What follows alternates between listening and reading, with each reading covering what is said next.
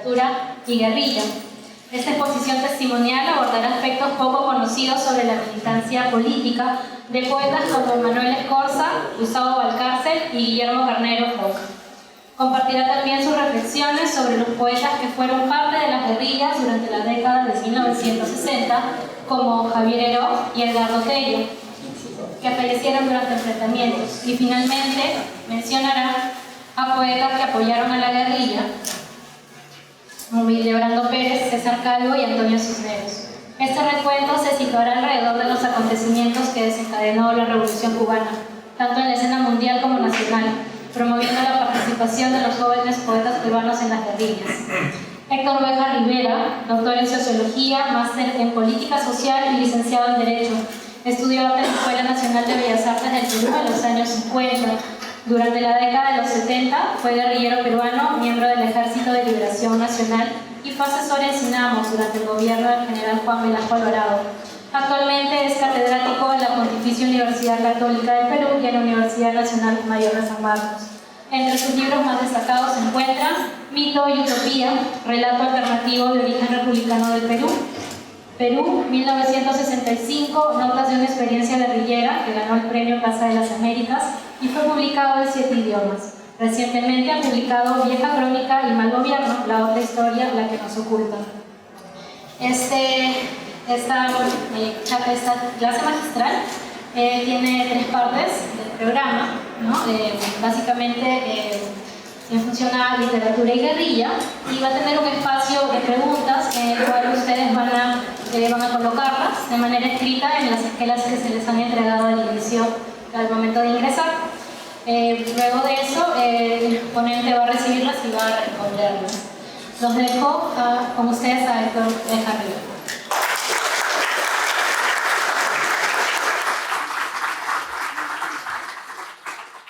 Bien, buenas noches, gracias por haber venido.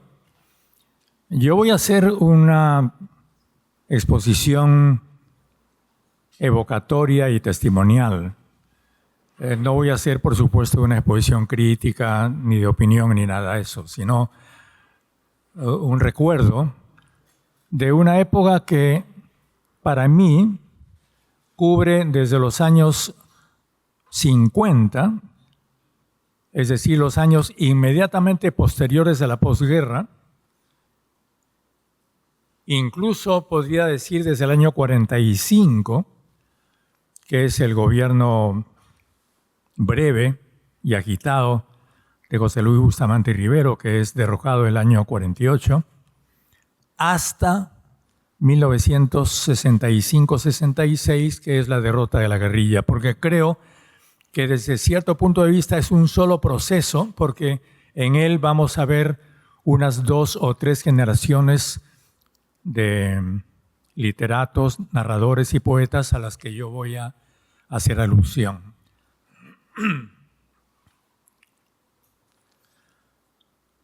Cuando, después de la Guerra Mundial, se abre la libertad para los presos políticos peruanos, apristas y comunistas, con la amnistía general del año 1945, todos sabemos que hay un periodo muy agitado de enfrentamiento entre la oligarquía peruana civilista. En esa época todavía estaban los últimos ecos del Partido Civil, el APRA y el Partido Comunista. El APRA era un gran movimiento popular y dentro del APRA había un grupo de poetas que eran los poetas del pueblo. Entre esos poetas podemos mencionar a Guillermo Carnero Hoc, a Gustavo Valcárcel, fundamentalmente, y a otros más, a Ricardo Tello, y en una segunda generación inmediata, ya no ligada de la misma manera que los anteriores al APRA, que era denominado Partido del Pueblo, y por tanto estos eran los poetas del pueblo, encontraremos ya por los años 50 a Alejandro Romualdo y Juan Gonzalo Rose. Juan Gonzalo también aprista en sus años de juventud.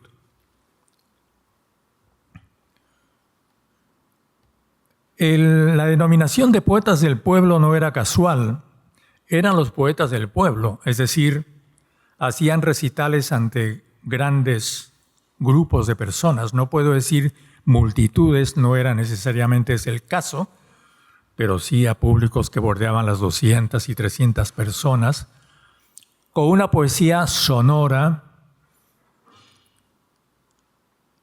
de un gran contenido social y que, por supuesto, no era la poesía de la vida cotidiana, sino una poesía de discurso, digamos.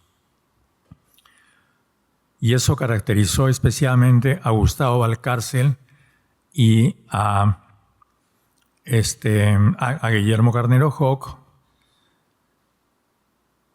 y también, de alguna manera,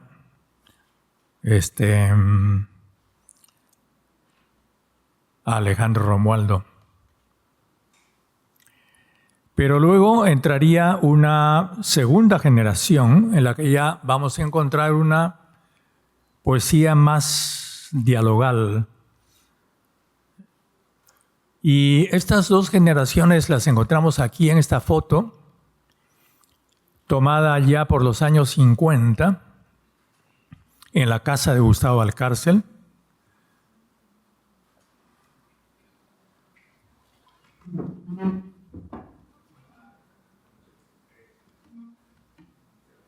Alberto Hidalgo.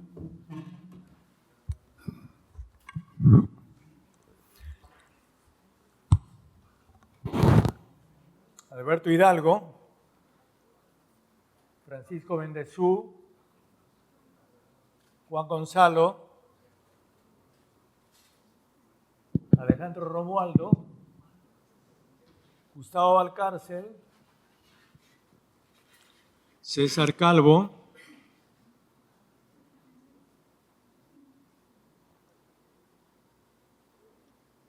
este es el Leodoro Vargas Vicuña, gracias.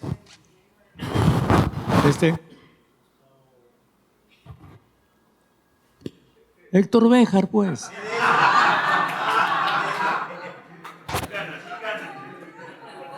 Sin canas. Y con corbata, además, ¿eh? Y con corbata. El único con corbata.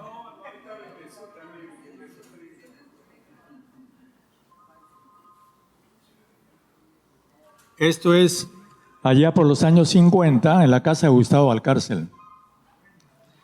La casa de Gustavo, algunos la habrán conocido en Lince, era un centro de reunión de poetas, de conspiración, y allí se tramó gran parte de los prolegómenos de las guerrillas del 65.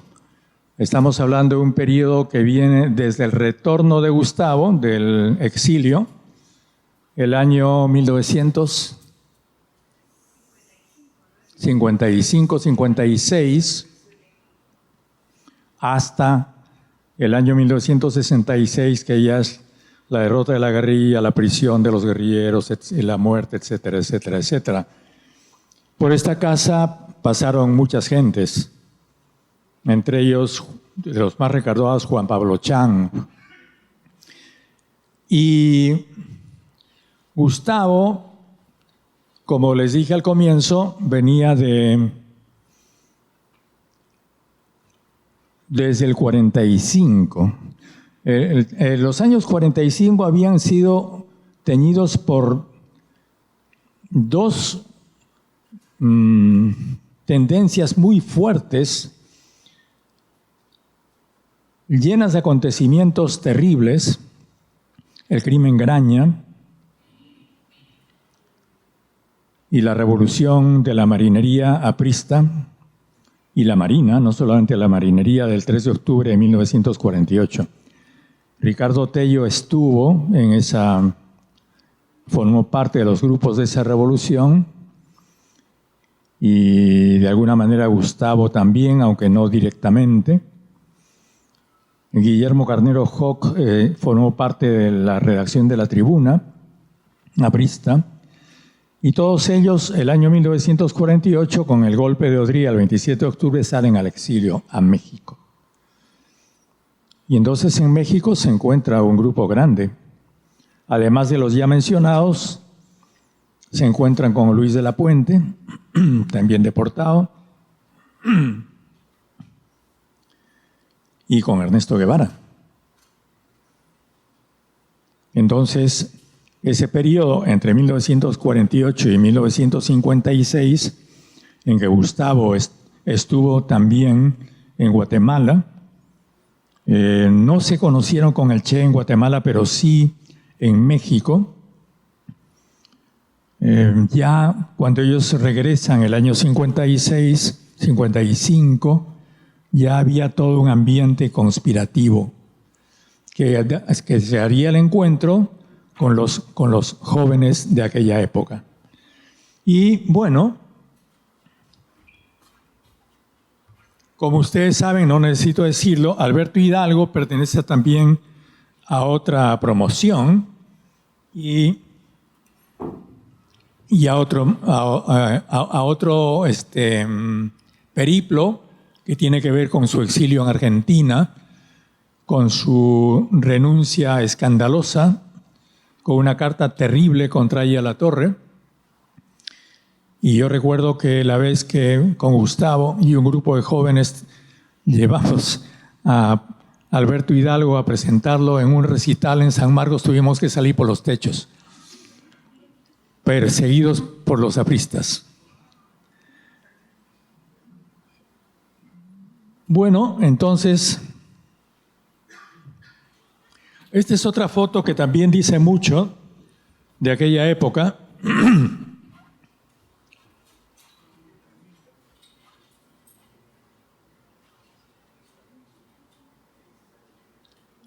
Una vez más, Eleodoro, César Calvo, Francisco Bendezú, esta era mi esposa, Ana María Miranda, este soy yo, siempre con corbata, no sé por qué. Alberto Hidalgo, Violeta, Gustavo Valcárcel hijo, Gustavo, Arturo Corcuera, Alejandro Romualdo mirando al techo, en una pose mística, diría yo. La esposa, esta era la esposa de Alejandro Romualdo, y escondiéndose aquí Juan Gonzalo. Es decir, también es de la misma época, los mismos grupos. Yo muestro estas fotos que son hermosas, han sido publicadas ya por la revista Caretas algunas, para simplemente mostrarles la relación de amistad que había entre todos nosotros en aquella época, ¿no? Y entonces estamos hablando, una vez más, de una lista de nombres en las que están Arturo Corcuera, Francisco Bendezú, Eleodoro Vargas de Vicuña, Alejandro Romualdo, Gustavo Valcárcel, Alberto Hidalgo, César Calvo, que ya aparece entre los jóvenes, Violeta, Gustavo Valcárcel hijo, Ana María Miranda, la que fue mi esposa, Carmen Luz Bejarano, y a Carmen Luz la vamos a ver aquí, junto con una amiga nuestra que está presente,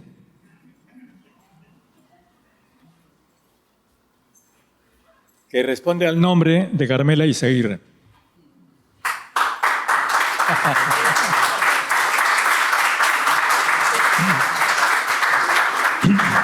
Este grupo, esta foto, corresponde probablemente a Trujillo, ¿no?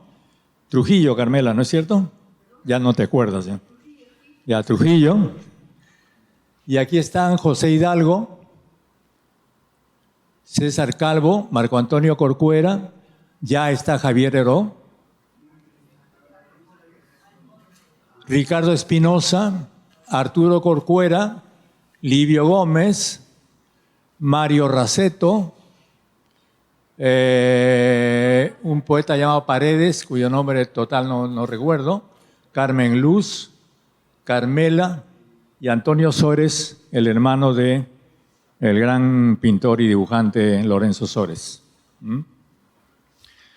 Ya esta foto es de 1961, es decir, estamos hablando de unos 4 o 5 años después. Unos 4 o 5 años después. Bueno, y luego ya de la época de la guerrilla está esta foto de Edgardo Tello. Este es el facsímil de un poemario breve que publicamos de él, que se llama Las Puertas de la Esperanza, con poemas escritos en Bolivia y en la guerrilla.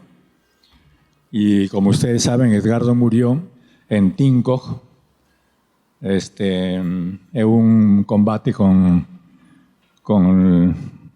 las Fuerzas Armadas en Tinkoch, Ayacucho, probablemente o aproximadamente el 16 de diciembre de 1965. Y yo les puse aquí una lista, entonces, de toda esta generación. Yo pido disculpas si me olvidé de algún nombre, puedo haberme olvidado.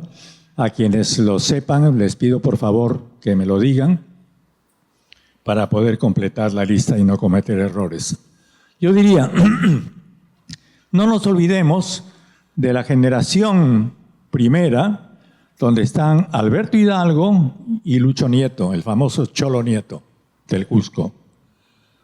Luego tenemos los ya mencionados, Gustavo Valcárcel, autor de Poesía Extremista. Poesía Extremista fue un poemario que publicó Gustavo después de la derrota de la guerrilla, del cual ya quedan muy pocos ejemplares, que es este. Este poemario muy breve comprende poemas dedicados a Luis de la Puente Uceda,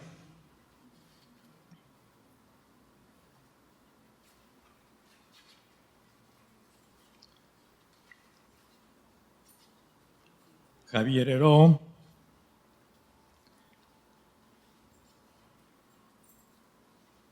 Luis Zapata Bodero, que también era muy amigo de Gustavo. Lucho Zapata era un obrero de Cachimayo. Guillermo Lobatón, que no necesita aquí mencionar quién era. Edgardo Tello, a quien ya hemos mencionado. Esos son entonces poemas, son 2, 4, 5 poemas. Y que yo los ilustré. Esto lo publicó ya Gustavo Valcárcel el año 1966. Lo publicamos con él porque yo hice los dibujos, las ilustraciones. Entonces Gustavo está en la lista que estamos mencionando. Luego también el ya mencionado Guillermo Carneros Koch. Carneros Koch, exilado en México, trabajaba en la revista, en el gran semanario mexicano Siempre, y desde el semanario Siempre inició una campaña enorme de propaganda de la guerrilla y cuando nos apresaron de defensa de nuestra vida. Y cada vez que yo menciono cada uno de estos nombres lo hago para, si no pude agradecérselo en vida, agradecérselo por lo menos ahora, porque fue una enorme solidaridad las que ellos tuvieron con todos nosotros, que eran no solamente solidaridad literaria o poética, sino humana, que se manifestó en miles de hechos que no puedo mencionar ahora. Entonces, Guillermo Carneros Koch, luego Manuel Escorza. Manuel Escorza, además de sus poemas ya conocidos, publica La danza inmóvil y yo no sé si llegó a publicar El retablo ayacuchano, que era una novela sobre la guerrilla nuestra, del ELN, el año 65. Yo lo vi en sus últimos años, él vivía en París y ahí estaba haciendo esa novela que parece que quedó solamente en manuscritos incompletos y no llegó a publicarla. Luego ya tenemos pues a Juan Gonzalo Rose y Alejandro Romualdo en la generación del 50 y luego ya en la generación del 60, como dije, Arturo Corcuera, Reinaldo Naranjo, Carmen Luz Bejarano, los poetas que murieron en la guerrilla, Edgardo Tello y Javier Heró, y los que participaron en momentos diversos. Hay un momento preliminar de los jóvenes becados que fueron uno de los grupos que después desembocó en la guerrilla, donde estaban Edgardo Tello, Javier Heró y donde estaba también Rodolfo Inostroza, pero Rodolfo fue de los chicos en aquella época en que no siguieron la instrucción militar, se quedó en Cuba. Después se fue de Cuba, ya ha pasado varios años y estuvo en el Perú. Maoc, Marco Antonio Olivera, estuvo hasta Bolivia y ahora vive en Alemania. Pedro Morote estuvo en Bolivia, ahora vive en el Perú, es un abogado. Mario Rosseto murió. Jorge Coco Salazar Cabana, él escribió un par de novelas, una sobre la guerrilla, y bueno, murió hace tiempo. Publicó un libro con Alain Elías que se llama Piensan que estamos muertos.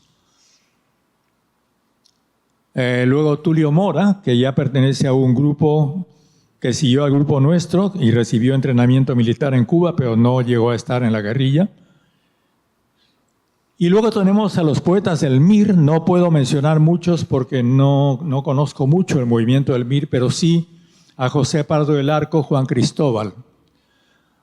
Y a los poetas que apoyaron a la guerrilla está Hildebrando Pérez, no sé si ha venido o está por ahí Hildebrando, pero Hildebrando también fue un hombre que estuvo muy al lado nuestro permanentemente antes, durante la guerrilla y después, y desarrolló una militancia arriesgada, permanente. Luego Antonio Cisneros, que también perteneció al ELN en el año 65.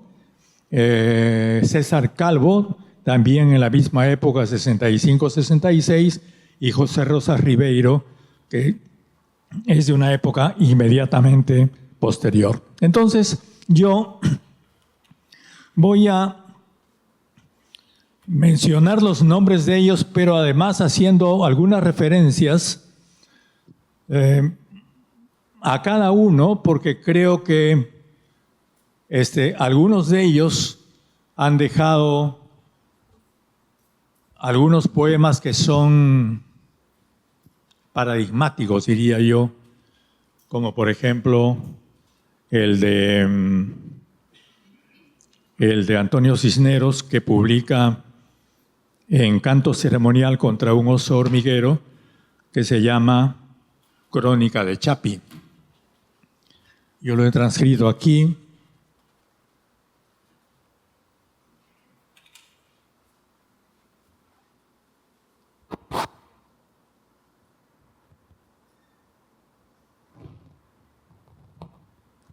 Como el grabado no está muy grande, me voy a permitir leerlo, no para recitarlo ni declamarlo, por favor no se asusten, sino para analizarlo, porque creo que es muy interesante que analicemos este poema porque demuestra hasta qué punto Antonio Cisneros estaba muy compenetrado en lo que andábamos haciendo nosotros por aquella época.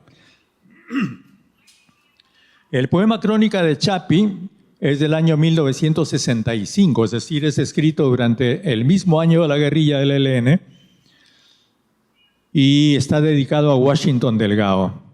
Y empieza diciendo: Oronjoy, aquí es dura la tierra, nada en ella se mueve, Nada cambia, ni el bicho más pequeño, por las dudosas huellas de la angana, media jornada sobre una mula vieja. Bien recuerdo a los 200 muertos estrujados y sin embargo frescos como un recién nacido. Oronjoy, la tierra permanece repetida, blanca y repetida, hasta las últimas montañas. Oronjoy son todavía unas alturas que quedaban en la zona en que nosotros operábamos, y en Oronjoy vivía una comunidad de las denominadas en aquella época comunidades cautivas. En aquella época habían en el territorio peruano las comunidades indígenas libres y las comunidades cautivas. Las comunidades libres eran las que ya tenían un cierto reconocimiento, y si bien es cierto que vivían en permanente conflicto con las haciendas, con los latifundistas y gamolales, finalmente tenían límites que tenían que defender constantemente. Por el contrario, las comunidades cautivas estaban dentro del territorio de las haciendas, porque las haciendas habían avanzado capturando y robando tierras al extremo de ahogar la salida de las comunidades. Oronjoy era una de estas comunidades muy pobre, porque casi no tenía pastos, eran pastos altísimos, muy pobres, una altura de cerca de 4.000 metros. Y allí era famosa porque vivían los hermanos Huamán, muy amigos nuestros, que fueron algunos de los primeros campesinos que se sublevaron contra las haciendas de Ayacucho, en una época en que Ayacucho era un departamento donde no pasaba nada, porque hasta el año 1963, recordemos el levantamiento de Hugo Blanco en la Convención, en realidad todo el gran movimiento campesino había sido o en el centro del país, con las comunidades del Cerro de Pasco, las comunidades de Junín, o inmortalizadas, por supuesto, por Escorza en toda su saga sobre Redoble Porrancas y otras novelas, o los sindicatos campesinos de la Convención Hilares, pero nada sobre Ayacucho.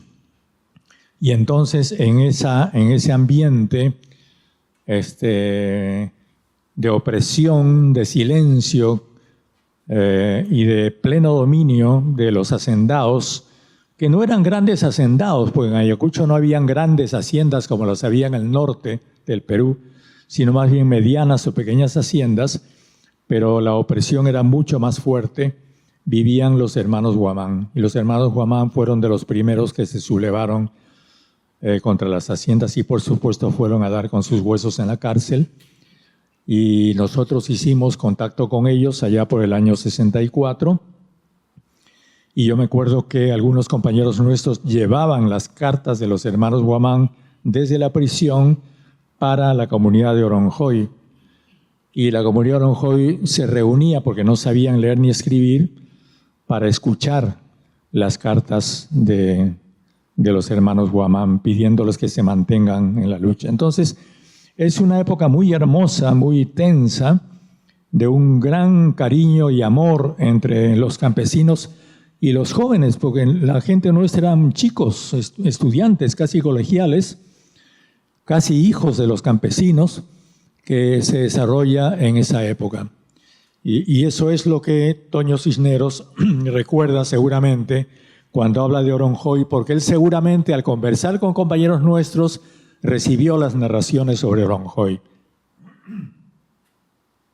Y luego dice, detrás de ellas, detrás de esas últimas montañas, el aire pesa más que un ahogado, y abajo, entre las ramas barbudas y calientes, Héctor, Ciro, Daniel, experto en huellas, Edgardo el Viejo, el que dudó 3 días, Samuel, llamado el Burro, y Mariano, y Ramiro, el callado marcial, todos los duros, los de la rabia entera. Samuel afloja sus botines, fuman, conversan y abren latas de atún bajo el chillido de un pájaro picudo. Aquí lo que él está mencionando es a todos los miembros de la guerrilla nuestra, por supuesto con sus seudónimos y los nombres con los que eran conocidos por él, ¿no? Bueno, esto se movió.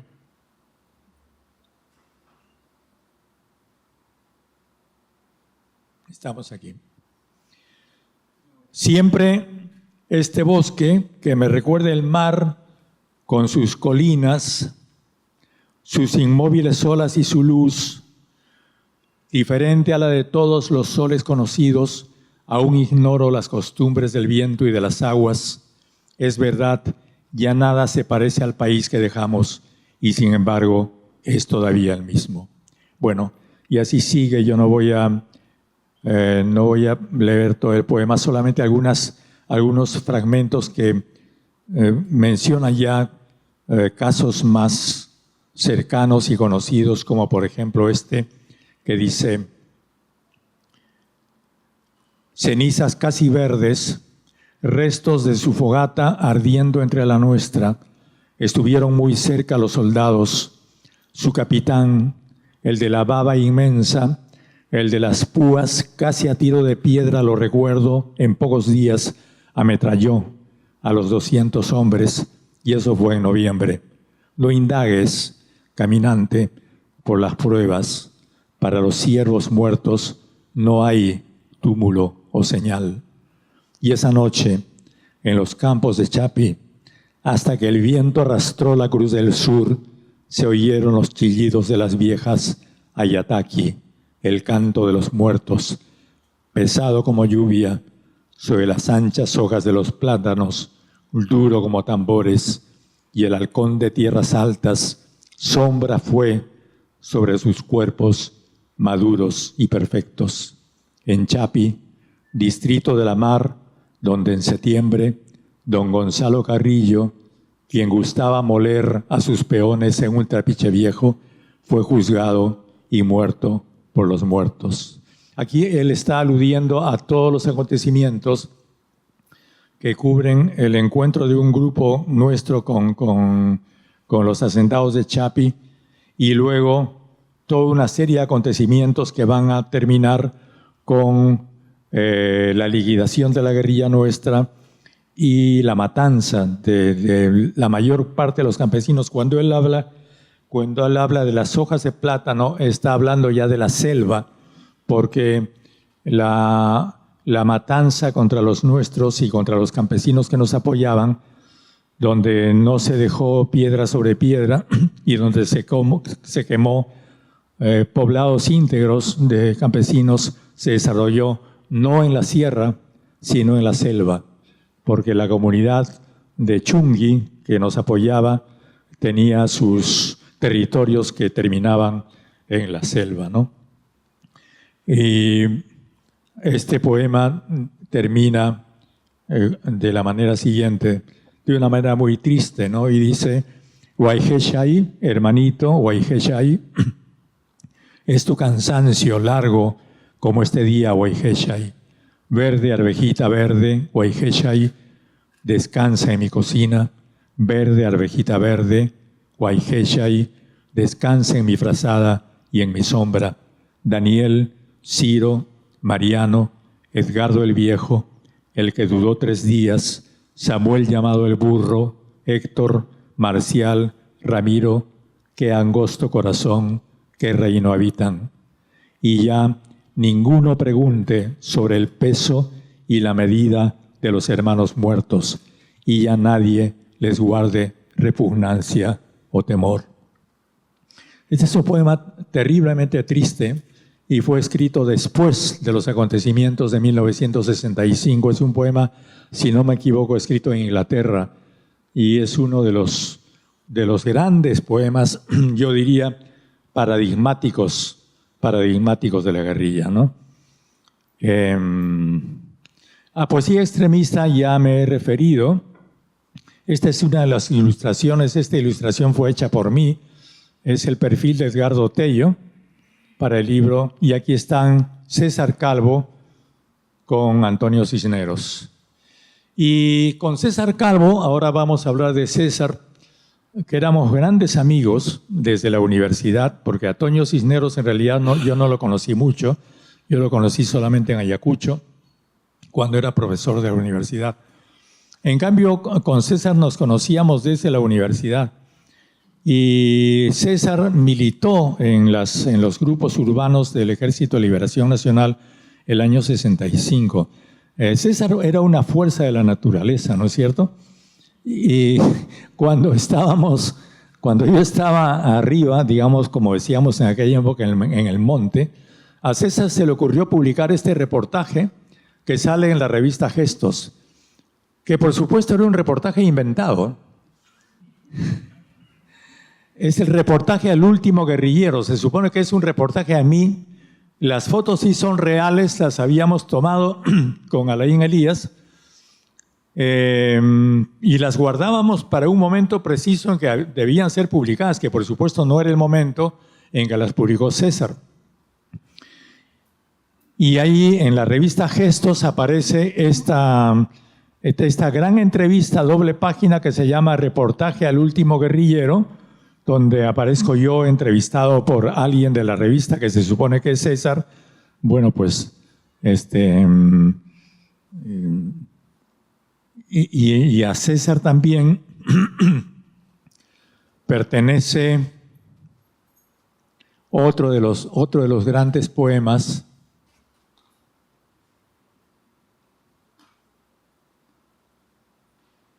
A ver, una ayudita por acá, para poder minimizar esto.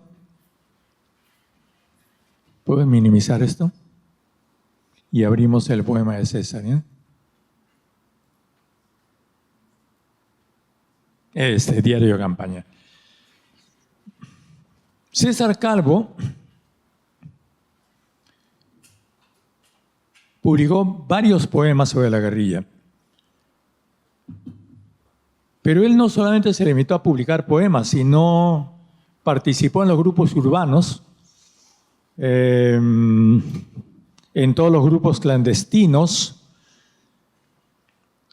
y este es su diario de campaña, publicado, si no me equivoco, en un poemario que fue publicado después en los años 70 con el nombre de Pedestal para Nadie.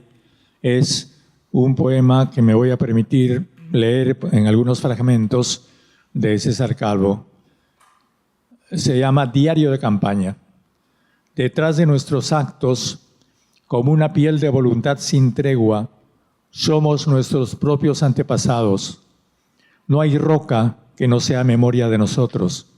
No hay trigo ni lamento que no hayamos sembrado o desgajado.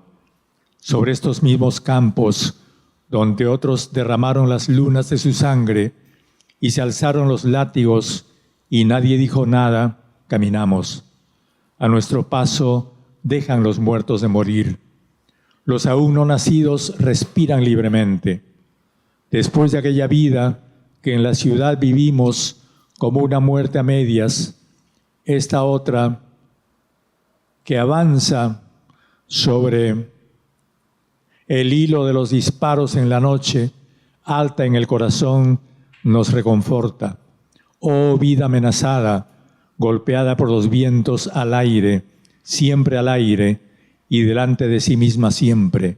Tal en pos de nosotros avanzamos, somos nuestro destino, la patria de los tiempos. Y desde estas llanuras que son otras, entre los altos bosques o relámpagos, nos miramos llegar, nos saludamos. Saluda tierra nuestro paso que tuyo es, callado como el peligro, fértil como tus leyes, revelado milagro. Salúdanos en la sangre, en la flor o en la tumba que se cierra como una flor sin nadie. Han cesado las lluvias, es noche, todavía en los blancos cabellos del Guarjajasa. Aquí nuevamente César alude a uno de los lugares de la guerrilla. El Guarjajasa era una gran cumbre que se interponía entre un lugar que se llamaba Retama, que era el último punto al que llegaba la carretera. Había que subir unas 6 o 7 horas hacia arriba se pasaba el Guarjajasa y del Guarjajasa se bajaba hacia Chungui, que estaba ya a unos 3.000 metros a mitad de la cordillera, ¿no?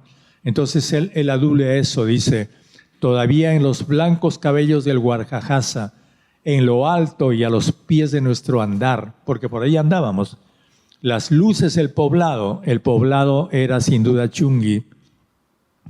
Horacio, él menciona aquí a Horacio Juárez, un compañero que era un comunero de Chungui y que fue a la vez miembro de nuestra guerrilla. Dice, Horacio piensa en su madre, abajo, preocupada y alta recordándolo. Hoy no descenderemos, dormiremos al aire de los astros, dejaremos dormir a los soldados por esta noche acaso, porque a veces acostumbramos a dormir ahí arriba en la cordillera. La soledad es larga entre estos ríos y a veces nada sino el recuerdo de lo que ha de venir nos alimenta. Hoy los fusiles reposan como plantas. Un campesino trajo una guitarra y el corazón jazmín que se deshoja solo el peso de una canción soporta. Amor lo cubre como una hoja roja dulcemente. Palomitay, cuando muera, dirá tu nombre, callando para que en medio de la noche tiemble una estrella en mis labios. Fuego de nuestra sangre, confiado río que jamás se apaga, corre sobre nosotros y los campos, lame nuestras heridas, aguarda la mañana. Bajo la luna, Edgardo, no dejes de mirar. Aquí alude a Edgardo Tello, el compañero que murió en diciembre del 65. Edgardo, no dejes de mirar. Nosotros soñaremos esta noche en tu nombre y acaso pasearemos de memoria las playas que te extrañen. No dejes de mirar. Es cierto que el cansancio más largo es que la luna, aquí junto a los vientos, y si en tu mano duerme nuestra vida, no existe la tristeza. No existe la tristeza, ni el agobio acaricia tus ojos encendidos. Edgardo, centinela. Al alba partiremos. De más está decir, hermanos, que os extraño, que entre las luces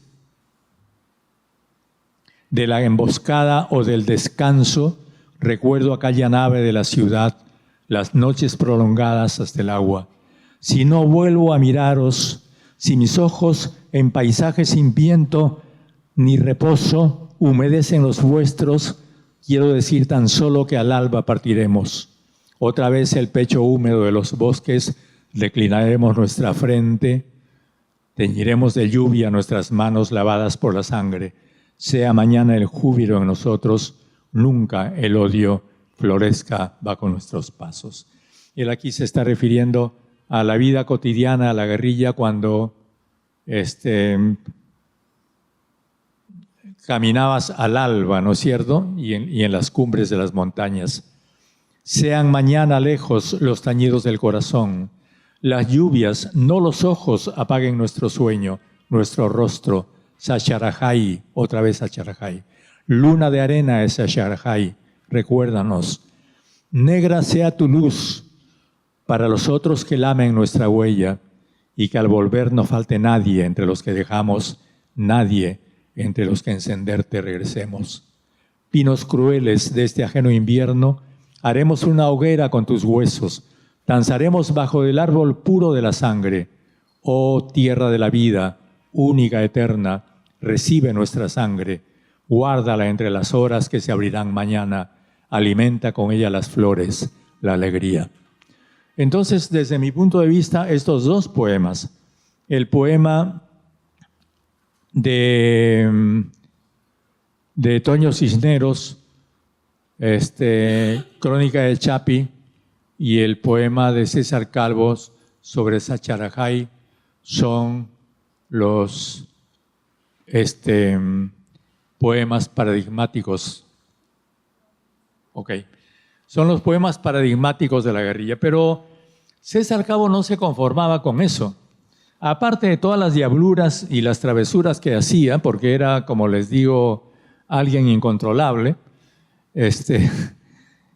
hizo algunos poemas que, como hacen los grandes artistas o los grandes pintores, También me parece que en Pedestal para Nadie está este poema que se llama Palabras para un ciego. Yo lo voy a leer y vamos a ver si ustedes toman atención o pueden ver el texto y notan algo extraño en el verso, ¿sí? En los versos. Dice: pasa por este mundo como si caminaras en el alambre de un circo lloroso, con el sol en la mano. Ten cuidado, no se vaya a caer tu corazón. Recuerda que estás solo al borde de un abismo insomne y que al fondo de todo nadie te aguarda sino tú mismo. Un pozo oscuro, un ojo que agotó ya sus mares en mirarte. Mírate, usurpa el sitio de tu sombra, entrégate, retente en tu memoria. Ten cuidado, estás solo. Vuelve la frente, alguien te llama. Sentado en el principio de las cosas te dice: Anrete atif, no le creas, es uno que perdiste para siempre cuando tus pies sostenían la tierra. Avanza entonces, llévate de la mano a las estrellas, recíbete como un abrazo que olvidó su cuerpo en el vacío, cierra los ojos y mira. El sol pende como un fruto negro, córtalo, ordena tu morir, ponte la boca, sube a tu corazón, bebe los ríos claros de tu sangre. ¿Notan algo extraño ahí? Si ustedes ven con detenimiento solamente las iniciales de cada verso, van a ver P, A, T, R, I, A, patria. Cuando dice oscuro, O, mírate, usurpa, entrégate, retente, ten, muerte, patria o muerte. V, E, N, C, E, patria o muerte venceremos. Y luego hay otro poema de César que se llama Viejo tiempo nacido bajo el cielo. Viejo tiempo nacido en nuestras tumbas bajo el cielo, inerme, cuando la primavera tras de las alambradas era un sol verde, comido por las ratas, y ni luz ni consuelo a nuestro corazón encadenado, tú, viejo tiempo testigo, no nos abandonaste, no nos abandonaste. Largos fueron los días que atestados llevaban a la muerte, como trenes o largos como filas de piojos, sangre del árbol negro, la negra noche de Auschwitz, girando como trompo en la mano de Amán. Una llave caía, una estrella podrida en la memoria. Eran entonces voces, pozos insomnes éramos reunidos, resecos, tapiados como el ojo de la felicidad, inocentes y muertos y olvidados. León Braiman, obrero fusilado, Luisa Picaretz, niña incinerada, Alberto Goodman, médico asfixiado, Sergio Dannon, estudiante estrangulado, Wojciech Kalsaretz, nadie todavía. Inolvidables muertos olvidados, más me hubiera valido caer entre vosotros bajo aquel sol inerme comido por las ratas. Todavía los gritos me golpean la frente, como hojas otoñales veo caer vuestros rostros aguñados por el miedo, roto ya para siempre como un dique el recuerdo, inundado mi corazón de ciega luz, rebalsado como un espejo oscuro, me afeito en las mañanas, mi rostro no es mi rostro, ya no soy más. Debajo de mi frente yazgo muerto 1000 veces, me levanto, ando al borde del ancho Amazonas por la tarde, penosamente como si arrastrara mi cadáver, tu cadáver, oh tiempo innumerable, eternamente. ¿Ahora sí? ¿Qué dice?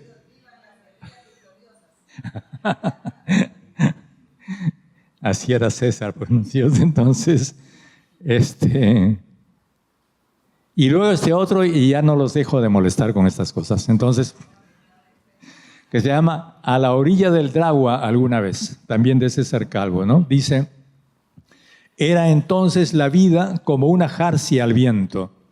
En los altos establos o en la noche, el día de tus aguas rodeaba mi corazón, y sobre ágiles campos de cebada tú, cómplice de mi infancia, dragua de labios húmedos, inventabas los juegos y los cantos.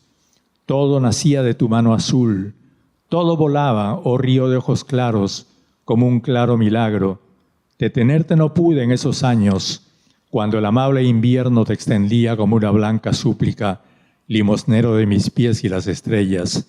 Infatigable y luminoso y cálido, duende bueno girando en mi alegría bajo los altos pinos, enjollados como esqueletos de astros, o en el granero, tú y yo recostados, prohibidos en el heno, hasta que las agujas de los gallos asediaban mis ojos y el sol se incorporaba como un convaleciente entre los brazos de invierno amable, pecho cálido, prestidigitador, omnipotente, entre tus verdes brazos que no pudieron tampoco retener esos años, retenerme.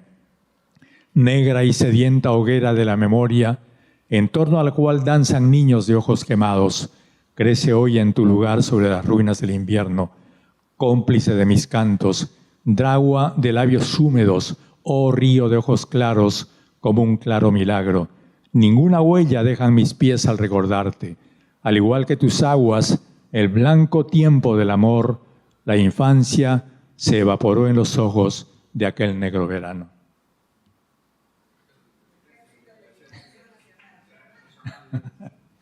Bueno, un aplauso pues para César.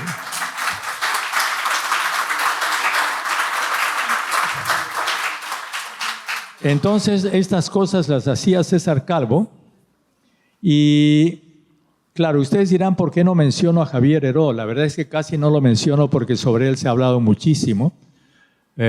Cualquier cosa que diga yo sobre él sería como que repetir algo que ya se ha dicho y más bien lo que quiero es siempre, por supuesto, recordando con gran amor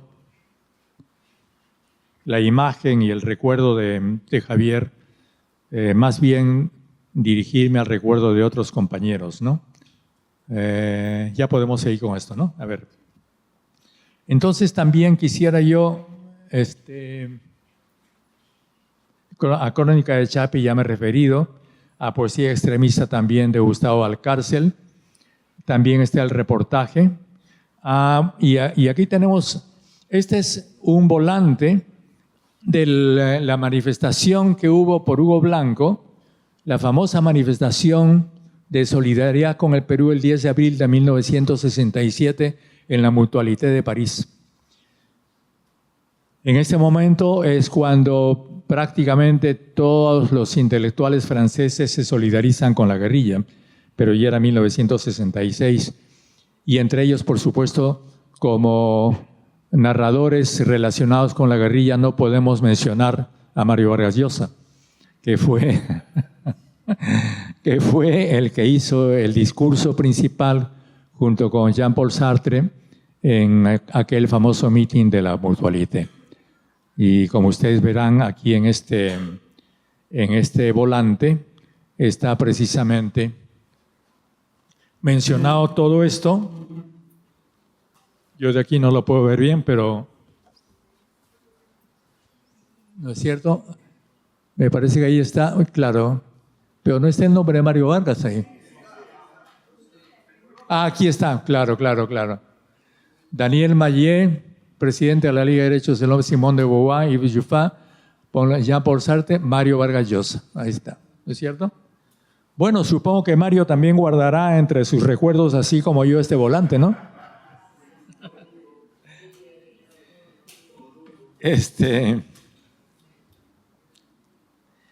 ¿Qué más? Y finalmente, porque ya el tiempo como que se nos ha pasado,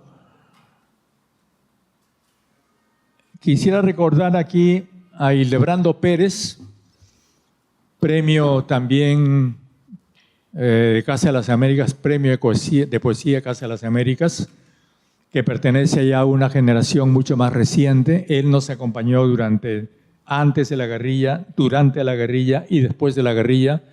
No sé si está por aquí Hildebrando, no sé si ha venido.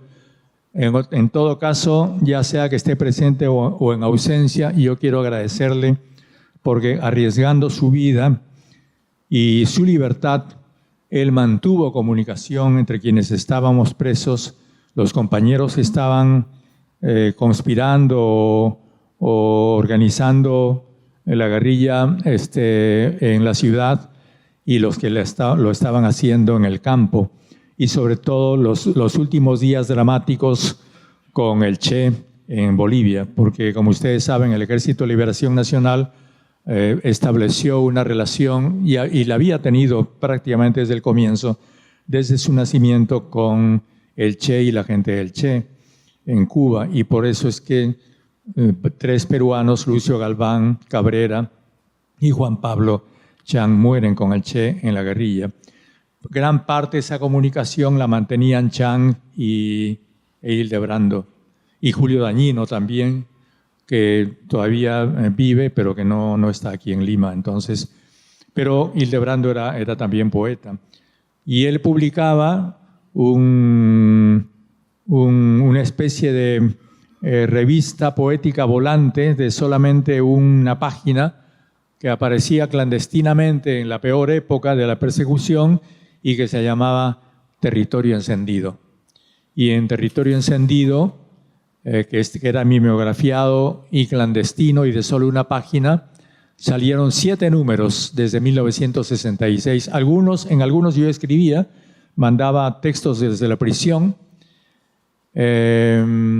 Esta publicación la hacía Hildebrando por encargo de Juan Pablo Chang, y Territorio Encendido, de cuyos números desgraciadamente no he podido guardar ninguno, publicó en sus números homenajes a Turcios Lima, el compañero guatemalteco que murió, a Camilo Torres, el que murió en Colombia, y obviamente a nuestro Edgardo Tello, y un saludo al Ejército de Liberación de Bolivia, cuando ahí estaban el Che, Juan Pablo Chang y otros compañeros, ¿no? Y Hildebrando tiene también un poema en clave, como se acostumbraba en esa época, que yo no sé si voy a poder leer, sí creo que se puede leer, que es muy breve, ¿no? Que dice: Helena, es el tiempo quien sacude las hojas de tu nombre en mi memoria, compañera, y en virtud de la lluvia que una tarde de marzo me legaras, ardiendo permanezco. Helena es el Helene, por supuesto. Bueno, ¿qué más? Y después ya tenemos la última generación, la generación mucho más reciente. Tenemos que recordar a bueno, en el caso de Hildebrando también tenemos que recordar la revista Piélago, esta revista mimeografiada, que también salía en aquella época, que era una revista de poesía, y que fue la primera que publicó un homenaje a Javier Heró, porque, según me cuenta Hildebrando, en los primeros días, cuando se conoce la muerte de Javier Heró, había mucho temor, y nadie se atrevía a publicar nada sobre Javier. Y en ese ambiente ellos publicaron en diciembre de 1963 esta revista con homenajes a Javier de Pablo Neruda, Elvio Romero, Fayad Jamis, Jorge Heró, Alberto Hidalgo, Magda Portal, Washington Delgado, Alejandro Romualdo, Gustavo Valcárcel, Carlos Germán Belli, Julio Ramón Ribeiro, Mario Vargas Llosa, Arturo Corcuera, César Calvo, Tomás Gustavo Escajadillo, Felipe Sanguinetti, Hermógenes Janampa Vallejo, Juan Cristóbal, Juan Ojeda, Hildebrando Pérez y Nazario Ruiz. También tenemos que recordar la revista que publicaba José Rosas Ribeiro, que se llamaba Estación Reunida, y la novela publicada en Lima, que se llama País sin nombre, ¿no? En que José Rosas Ribeiro cuenta que en una de las marchas de entrenamiento por los desiertos fuera de Lima fue sentenciado a muerte por un acto de indisciplina. Por supuesto que esa sentencia no se cumplió, pero eso demuestra que ya en esa época también había todavía, por los años 66, se pensaba continuar las guerrillas en Lima. Bueno, vendría ya después la muerte del Che y todo cambiaría. Bueno, queridos amigos y queridas amigas, esto es todo lo que he podido traerles. Si seguimos hablando, de repente podemos excedernos de ahora. Más bien, yo quisiera terminar aquí para poder conversar con ustedes y responder a las preguntas o las observaciones, las modificaciones o las correcciones que por allí ustedes quieran hacerme, que agradeceré muchísimo. Muchas gracias. Bueno, entonces respondemos, ¿no es cierto? ¿Se escucha? Sí, ¿no? Además del ELN estaba el MIR. ¿Qué me dice? ¿Puede decirnos algo sobre el criminal, debe ser bloqueo, ¿no?, económico de Estados Unidos de Venezuela y del títere Guaidó? Estamos hablando de poesía, no creo que Guaidó tenga nada que ver con la poesía, ¿no?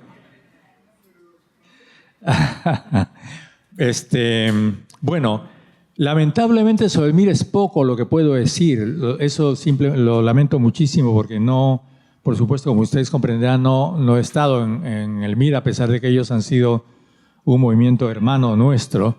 He mencionado sí a Juan Cristóbal, por supuesto, que es el poeta más conocido del MIR, ¿no es cierto? Pero más no conozco, desgraciadamente, ¿no? ¿Qué pasó con Juan Gonzalo? Juan Gonzalo, me imagino que te refieres a Juan Gonzalo Rose, ¿no? Juan Gonzalo hizo una trayectoria, diría yo, inversa a la de Javier Heró. Javier Heró empieza con una poesía coloquial, espiritual, y acaba en una poesía muy militante que no ha sido conocida porque sus últimos poemas no desaparecieron, ¿no? Juan Gonzalo hace el camino inverso, empieza con una poesía muy militante y acaba en una poesía muy coloquial, lo cual, por supuesto, no tiene nada que ver con ni desmerece para nada la calidad de ambos. Entonces, Juan Gonzalo siempre estuvo muy en relación con nosotros. Gracias por la pregunta porque me ayuda a recordar algo que me había olvidado recordarles, y es que la relación entre Juan Gonzalo Rose y Edgardo Tello. Juan Gonzalo ya en aquella época, el año 64, 63, era una especie de hermano mayor de los jóvenes poetas, entre los cuales estaba Edgardo Tello. Juan Gonzalo y Edgardo Tello trabajaron juntos en Publicidad Causa. Publicidad Causa hacía un programa en la televisión que se llamaba Esta es su vida. Aquellos que andan por los 70 años, ¿no?, o más, recordarán ese programa. Era un programa muy simpático, una hora de televisión, en la cual se tomaba un personaje y se reconstruía su vida. El guión de ese personaje y la investigación sobre él la hacía Juan Gonzalo. La hacían con Edgardo Tello, ¿no? Entonces Juan Gonzalo siempre estuvo en una relación muy cercana y muy amistosa con nosotros. Lo que pasa es que después Juan Gonzalo, si no mal recuerdo, salió del Perú, ya no estuvo en el Perú. Yo me lo encontré a Juan Gonzalo en mis años de supuestamente clandestinidad, cuando andaba por Brasil. Un día llego a Corumbá, que es una población del Mato Grosso en Brasil. Bajo del tren y lo veo a unos 50 metros a Juan Gonzalo. ¿Qué hacía ahí Juan Gonzalo? No sé. Pero ahí estaba, ¿no es cierto? Entonces, lo que quiero decir es que Juan Gonzalo andaba por el mundo ya y, por supuesto, ya no tenía una relación con nosotros, ¿no? Las acciones del ELN eran sobre las haciendas, es decir, a favor del campesinado. Sí, claro. El ELN, yo lo he explicado varias veces, pretendía hacer una reforma agraria de facto en los lugares donde estaba, y de hecho pudimos expulsar de la provincia de San Miguel prácticamente a todos los hacendados de la época. Y entonces la relación del ELN era una relación prioritaria con el campesinado porque no pensábamos organizarnos como un partido aparte, sino lo que queríamos era, más allá de que esto fuese correcto o equivocado, como quieran, pero eso era lo que pensábamos, promover una organización campesina armada, es decir, un ejército campesino. Y por tanto nosotros no nos considerábamos el ejército todavía, sino simplemente éramos, según nuestra opinión, apenas portadores de algo que después se convertiría en un ejército campesino. Claro, por razones que no es del caso mencionar aquí, todo esto se frustró. Los hermanos Guamán de Chapi tenían vinculación con hacendados Guamán en las alturas de Alpachaca. No, ninguna, que yo sepa, por lo menos ninguna.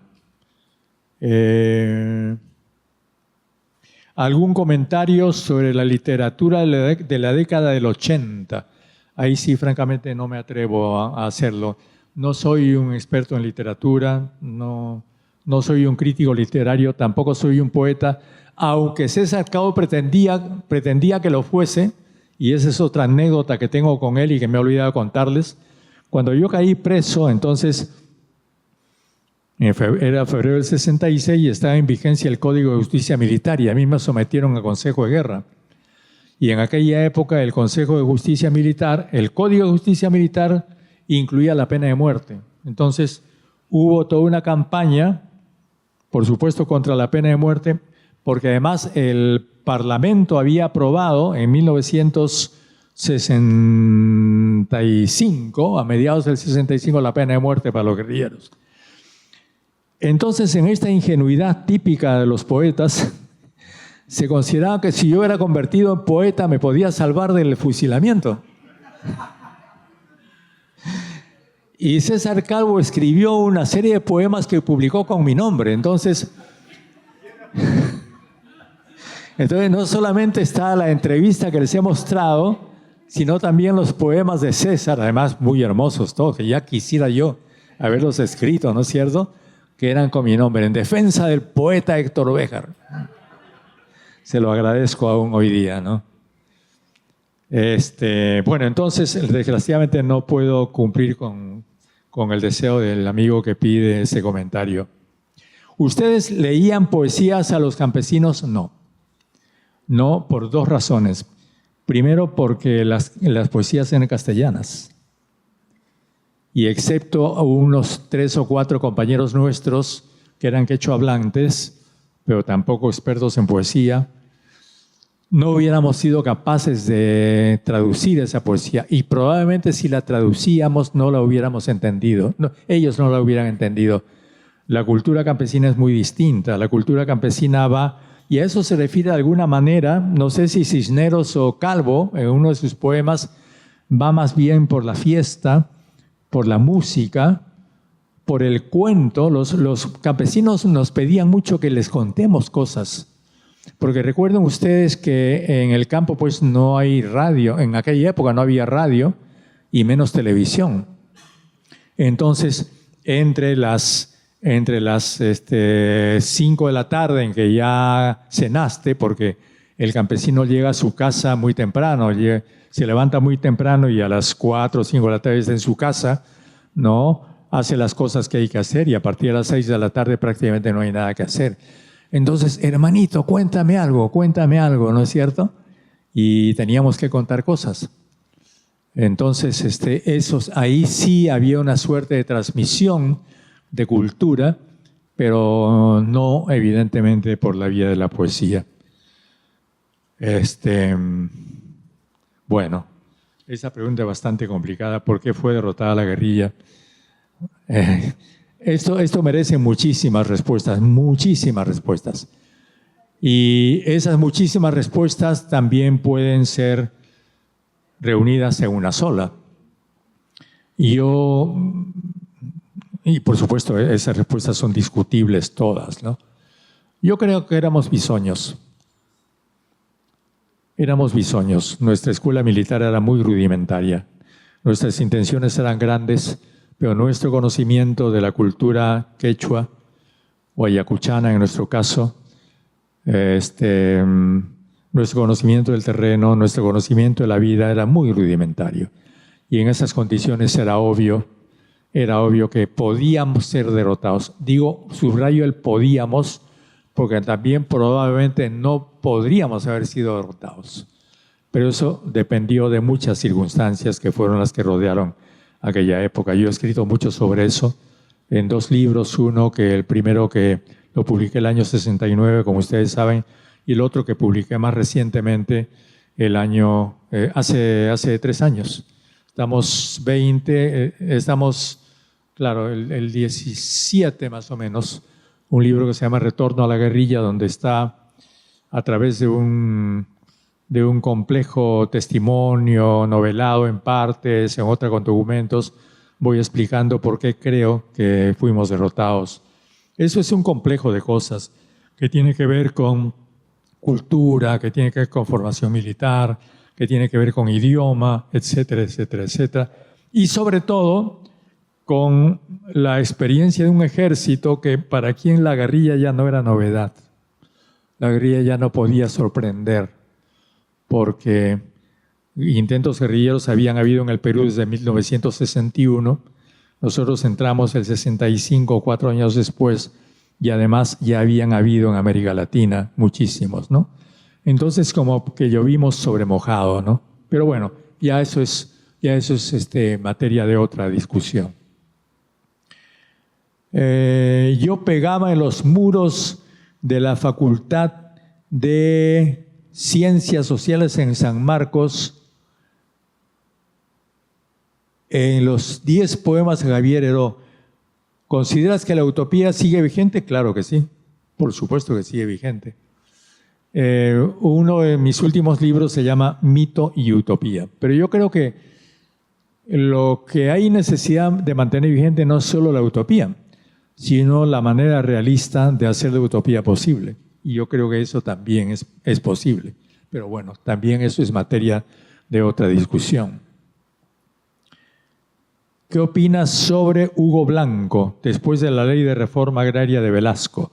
Bueno, con Hugo fuimos muy amigos desde la universidad, cuando él, por supuesto, no era Hugo Blanco, era cualquier estudiante cusqueño, trotskista. En aquella época en la universidad nos estaba prohibido a los comunistas hablar con los trotskistas, porque los estatutos del partido prohibían tener relación con los trotskistas y los enemigos del partido, ¿cierto? Pero yo hacía siempre relación con Hugo, no sé por qué. Y por eso éramos doblemente amigos, ¿no? Porque como con él, con Carlitos Howes y con otros trotskistas que había en San Marcos, ¿no? Con Aníbal Quijano, etcétera, etcétera. Con Aníbal lo éramos menos, porque Aníbal era un poquito tirado para atrás, hay que decir las cosas de verdad. Pero sí mucho con Carlos Howes y con Hugo Blanco. Cuando Hugo todavía era solamente un estudiante, nada más. Después ya dejé de ver a Hugo y ya pues me enteré de lo que estaba haciendo Hugo y por supuesto yo era un partidario total de Hugo.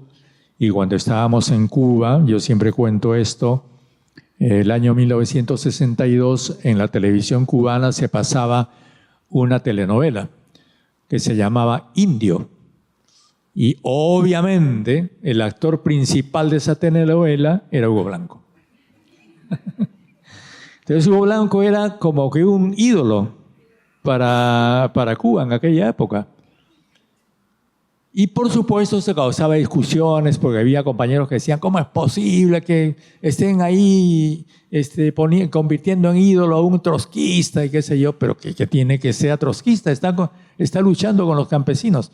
Y cuando organizamos la guerrilla, la organizamos en 2 columnas, fue el primer proyecto de la guerrilla, y una de esas columnas, justamente la columna cuya avanzada fue Javier Heró, ¿no? Tenía que ir a alcanzar a Hugo Blanco en la convención.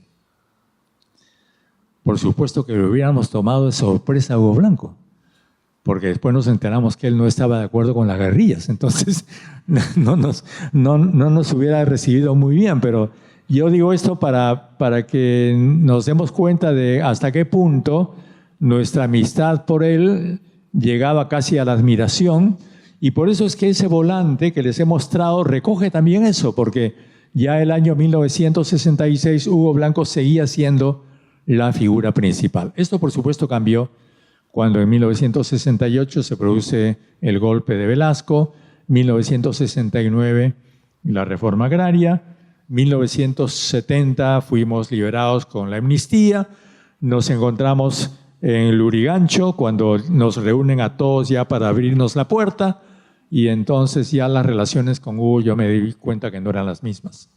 Ya era una cierta frialdad que se agravó por el hecho de que él adoptó una actitud contra el proceso de aquella época, yo totalmente a favor.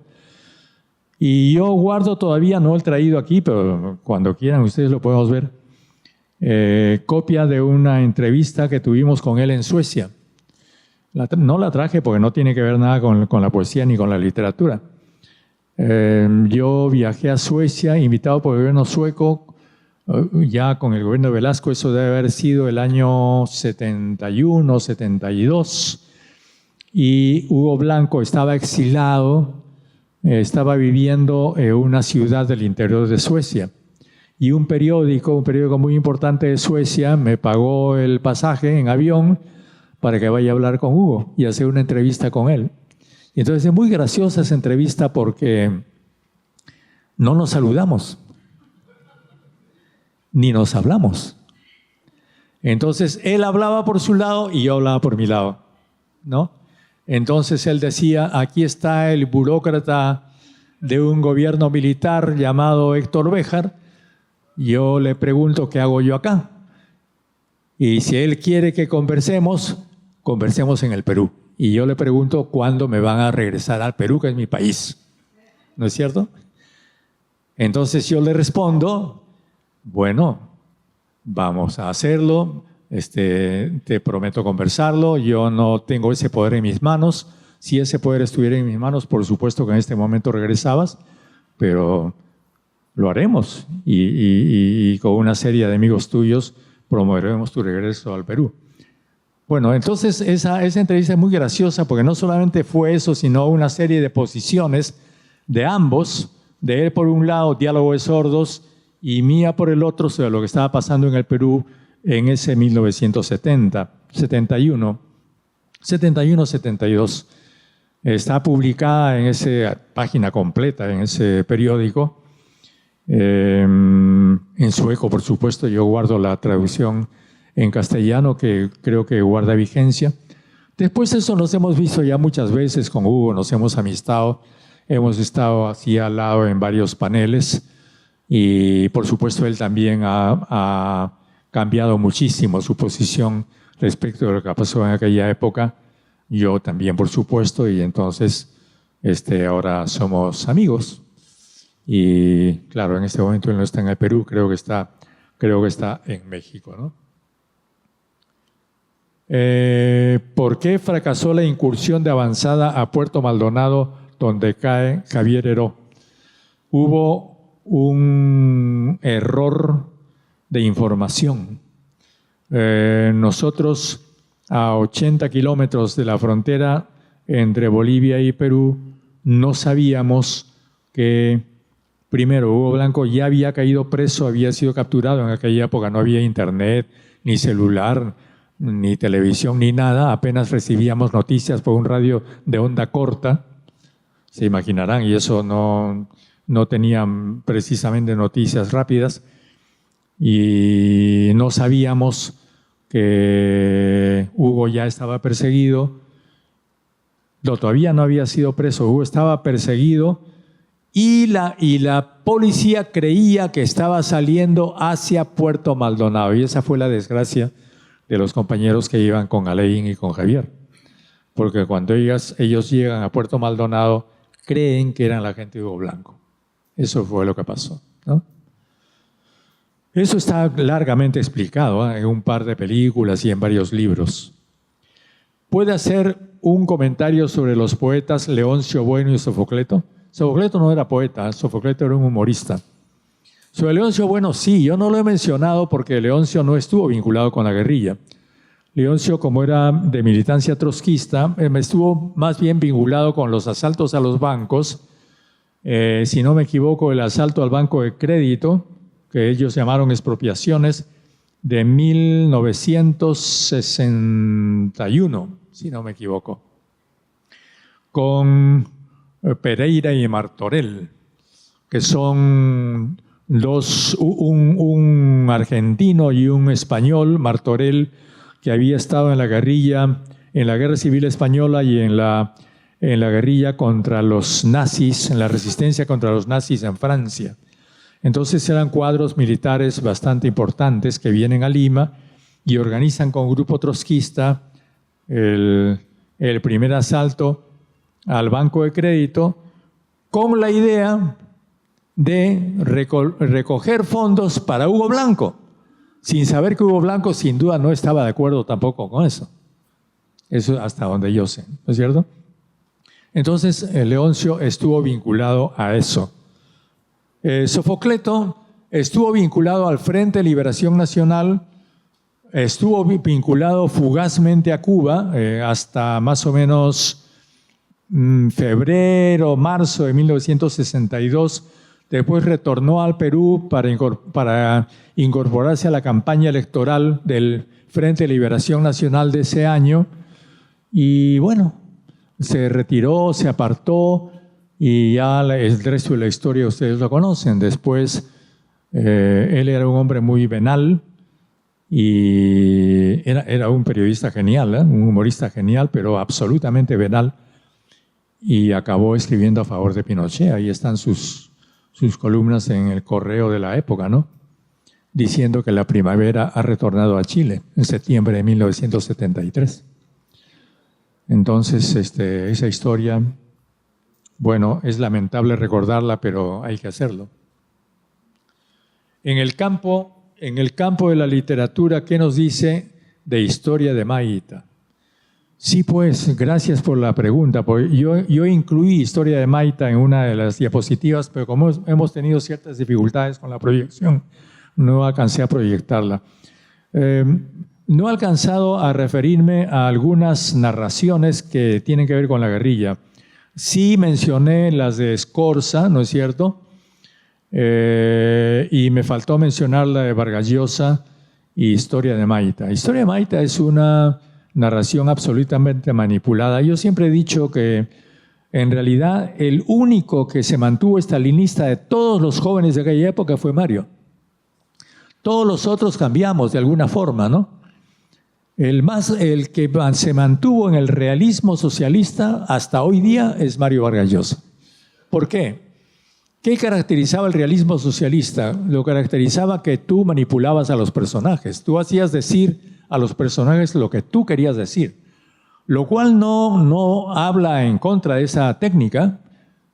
Caramba, hay genialidades de esas novelas, ¿eh? Pero cuyos nombres todos conocemos. Pero la novela Historia de Maita es una novela tan manipulada, tan desagradable, manipulada a tal extremo, en donde el malo es recontramalo y supermalo, maldad a la manera entendida por Vargas Llosa, ¿no es cierto? Es decir, hay un personaje que es un homosexual, ¿no es cierto?, que para Vargas Llosa es lo peor que hay, o era lo peor que hay en aquella época. Hay una transposición de personajes. Independientemente de lo que uno pueda opinar, yo creo que es una de las novelas, es uno de los textos más de peor calidad de Vargas, pero bueno, ahí está, y esa es mi opinión. Esa historia no solamente es falsa, sino que es mala como historia, no tiene calidad de narración, ¿no? Bueno, eso es en todo caso una opinión personal. Y la última pregunta. ¿Cómo dice? ¿Cuál es la sensación que su vida de un exguerrillero y luego pasa a ser asesor de Sinamos, cosas muy diferentes? No sé si eran muy diferentes, ¿eh? Fíjense, yo creo que es un solo proceso, en mi caso, que continúa hasta hoy día y que no ha terminado, espero. Terminará cuando me muera, ¿no? Que tiene que ver con con distintas épocas del país, ¿no? Disculpe que hable de mí mismo, pero esta que es mi vida también es la vida de mucha otra gente en el Perú. Es decir, pasas por el Partido Comunista, en mi caso por el Partido Comunista estalinista, yo todavía viví el estalinismo, pasas por el post-estalinismo, es decir, viví también la desestalinización, ¿no? Pasas por la guerrilla desde Cuba,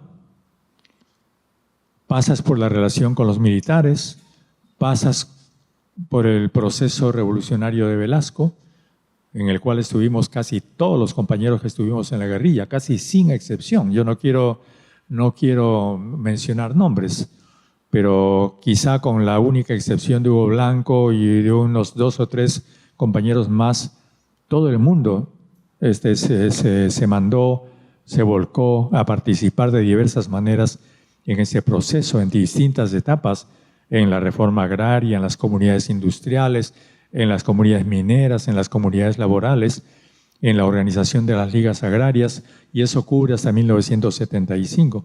Y después viene toda la época, ¿no es cierto? La época de la contrarrevolución, la época de la democracia a lo Belaúnde y a lo Prado, ¿no? Y a lo García, y a lo Fujimori, hasta hoy día, ¿no es cierto? Entonces, digamos que, ¿qué se siente? Bueno, vas sintiendo que amargura, mucha amargura, muchas decepciones, pero también te va quedando una especie de, ¿cómo te puedo decir? No, la palabra no es rezago, la palabra, una especie de fondo permanente que te hace hacer lo que estamos haciendo hoy día. Es decir, mantener lo que puedes, el recuerdo de aquellos años, pero no porque el recuerdo valga por sí mismo, sino por lo que puede valer hoy, y mantenerlo para las generaciones presentes y sobre todo pensando en las generaciones futuras. Por eso es que en mi caso, y hay otro caso de otros compañeros míos en que lo estamos haciendo, mantenemos una relación bastante frecuente y muy fluida con grupos de jóvenes en la Universidad de San Marcos y en otras universidades, porque creemos eso, es decir, independientemente de los cambios políticos tan fuertes que hemos tenido en el Perú, hay algo que todos debemos mantener, y es la esperanza en un cambio total de nuestro país, sin que eso sea, por supuesto, una opción ingenua ni utópica, sino haciendo que eso más bien sea una opción real por la cual estemos construyendo todos los días, porque todos creemos que el futuro no empieza en el futuro empieza ahora, en el presente, en lo que hagamos hoy día, ¿no? Esa es la cuestión. Bueno, muchas gracias por tantas preguntas.